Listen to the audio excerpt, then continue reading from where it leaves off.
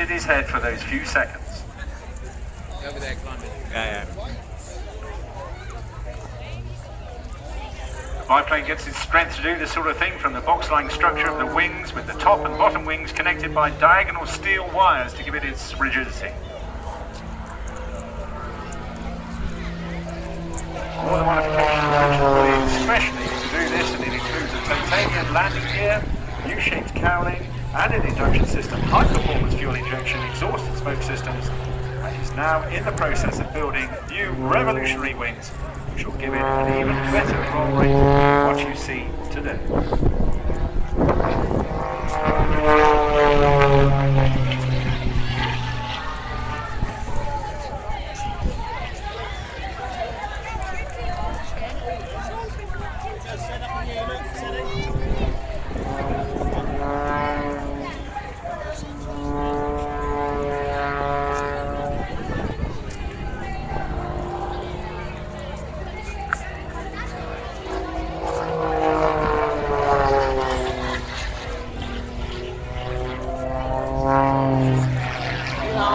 We should stay still for a bit. Flicking and rolling, you see, using all the power they're holding in his midline, working in a tumble dryer.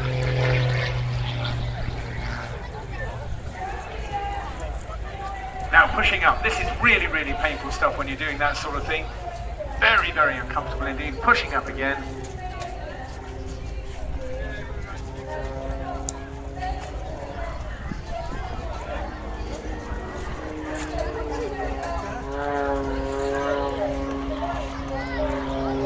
Just using the sheer power of the engine and the propeller there, pushing over the top with virtually no knots on the dial whatsoever.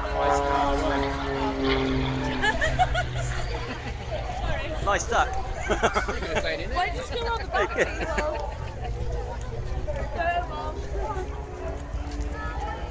Comes to the top of that loop there, spinning, snapping it through, and now pushing hard again, all the blood rushing to his head.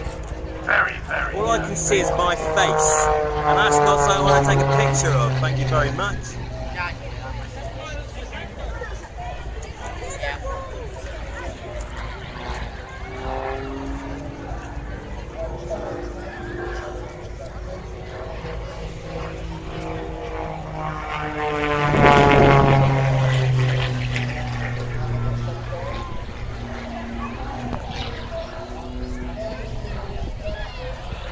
Richard does all the work on this aircraft, and his modification program has given it superb aerobatic capability with many unique manoeuvres.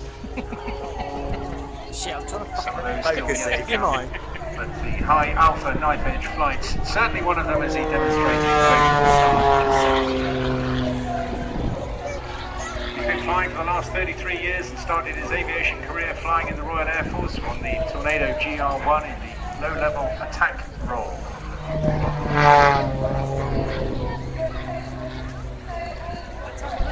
Put a little bit of oil into the exhaust so you can see what he's doing. You do that at air shows. Here again, another demonstration, virtually no forward flight at all, very, very low speed, high alpha, just using the power of the engine and the propeller there, holding the aircraft almost in a hover. That's powerful. Yeah.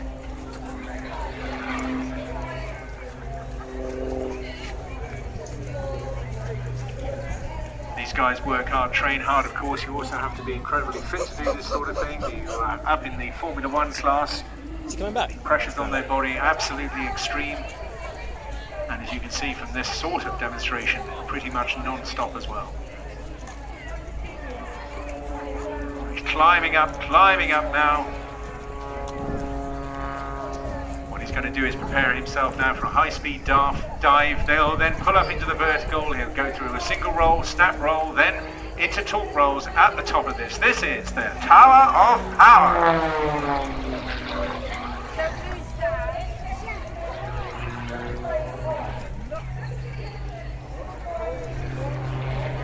Wow.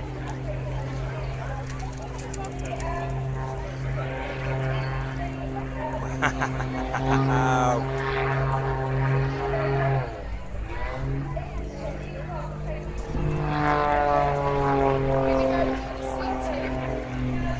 You hear the roar from on that powerful engine. He's tossing and turning it. You can see flicking, rolling and tumbling it over itself all at the same time. How he keeps his head in one position, I just don't know. Not for the faint-hearted, this sort of sport, of course.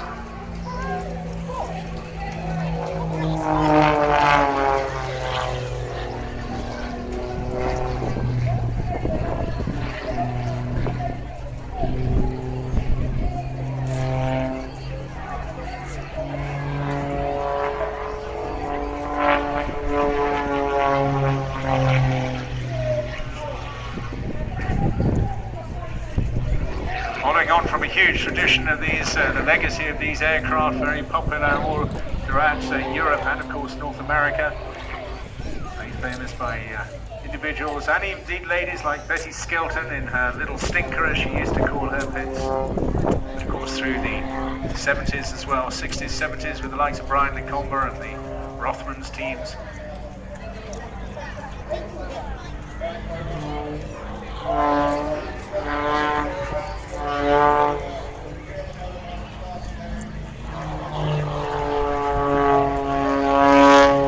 Relatively modest, almost a barrel roll, and then just holding into a flat turn there, inverted, big boot full of rudder going as he steers it around whilst maintaining level flight.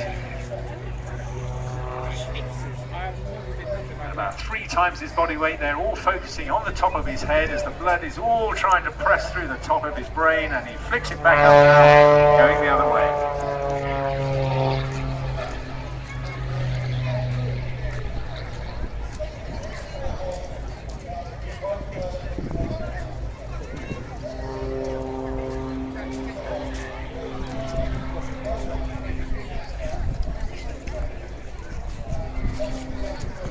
Almost looking like a flat spin, but still perfectly in control.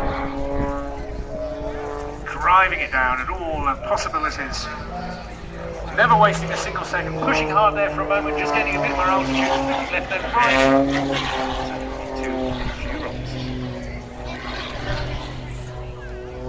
All these chaps get bored really quickly, as you can tell. And I think they're, Richard, just calling for the end of his display and a rip-roaring start to 2014.